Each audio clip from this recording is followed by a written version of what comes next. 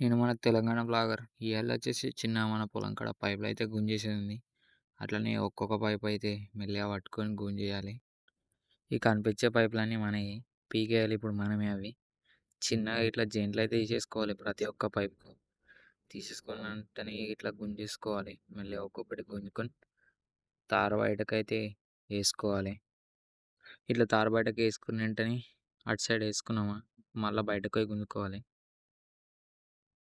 ఈ కనిపించే పైపులన్నీ మనమే గుంజేయాలిప్పుడు.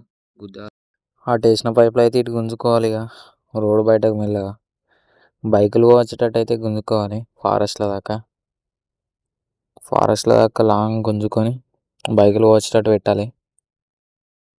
అట్లా గుంజుకున్న పైపులన్నీ ఇంకో పొలం కాడికైతే రోడ్డు పొంటి గుంజుకుపోతున్నాం. ఆ పొలం కూడా రోడ్డుకే ఉంటది కొంచెం. కాకపోతే దూరం ఉంటది.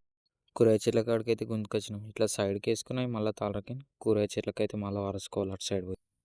ఇవి మా ఆకుకూరలు మొన్న అలికినాం. మంచిగా ఆరబెట్టినటివి.